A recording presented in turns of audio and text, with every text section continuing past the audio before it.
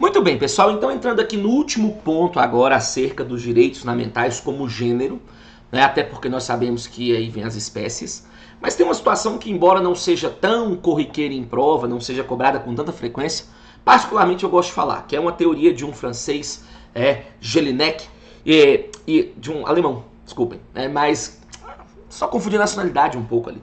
E aí o que acontece? Ele fala sobre a relação dos direitos fundamentais dos cidadãos e o Estado como um todo. Como que se comporta esses direitos nesse tipo de relação? E aí surgem os 4 status de Jelinek. Então vem aqui comigo, por favor, para analisarmos essa situação aqui. Então nós vamos falar agora aqui sobre os 4 status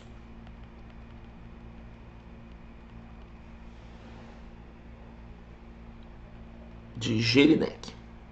E aí ele fala, então, que dos 4 status dos direitos, ele fala o seguinte: o primeiro status aqui é o status ativo. O que é o status ativo? E ele vem e fala que é a capacidade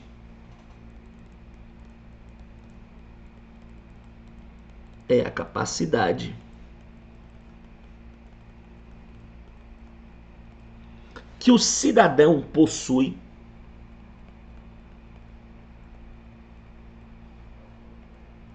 para intervir na vida do Estado. Um exemplo aí clássico que ele coloca é o voto. Então, segundo ele, o status ativo do direito fundamental é justamente essa capacidade que o cidadão tem para intervir na vida do Estado. E de fato, quando você vota, você está intervindo na vida do Estado, porque você está ali podendo mudar um representante, manter o representante, e nós sabemos que os representantes, querendo ou não, eles é que vão direcionar ali a vontade do Estado como um todo. Eles serão os representantes oficiais, a voz do Estado, vamos dizer assim. Então, essa relação ativa que ele menciona é essa capacidade que nós cidadãos temos de fazer essas interferências. Segunda situação aqui que ele coloca, segundo status, é o status passivo. O que é o status passivo? Ele fala que o cidadão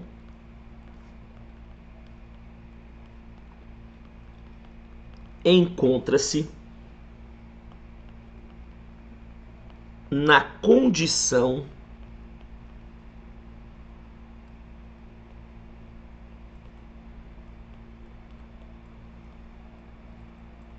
de subordinado,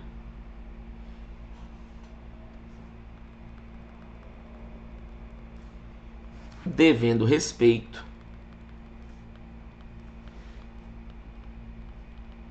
às normas fixadas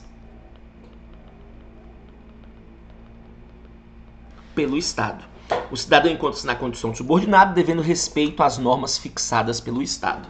Então, se no status ativo do direito fundamental o cidadão pode intervir na vida do Estado e mudar alguma coisa ou outra como um representante, no status passivo ele se coloca na condição de subordinado. Ou seja, ele tem que entender que mesmo tendo em algumas situações o poder de intervir, na maioria das vezes ele vai estar subordinado a esses mandamentos que o Estado ele tem. Nós sabemos que pagamos um preço por viver em sociedade, e o preço que nós pagamos é justamente essa intervenção que o Estado pode fazer e, consequentemente, eu me encontro na condição de subordinado. Então ele fala do status ativo, passivo, negativo e positivo. Mas vamos lá nos outros dois então. Então já vimos o status ativo e o status passivo. Vamos agora no status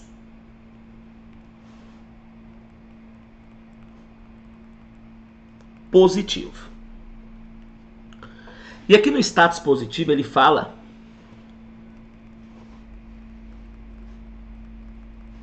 que é a capacidade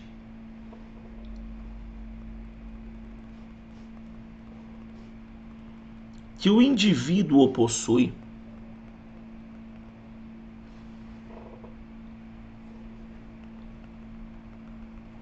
de exigir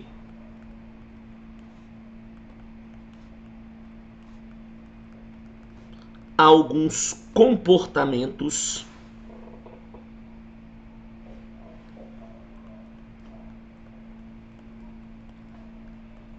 por parte do Estado. Então é a capacidade que o indivíduo possui de exigir alguns comportamentos por parte do Estado.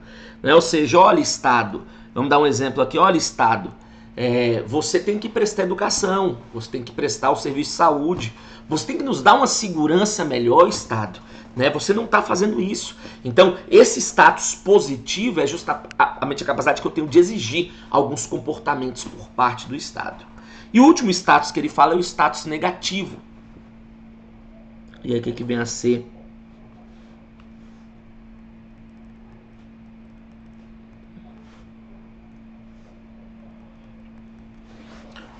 Status negativo é uma proteção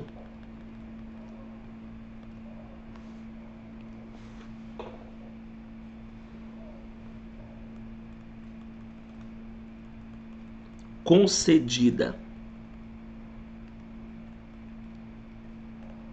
ao cidadão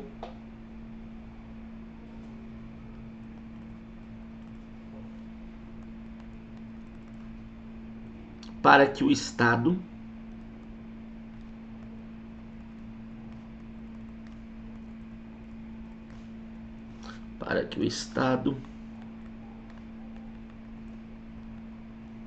não exerça o poder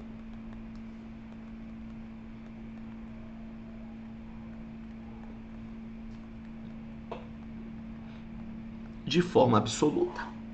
Agora, olha o quanto que você tem uma base vai resolver seu problema. Lembra quando nós falamos sobre a evolução dos direitos fundamentais?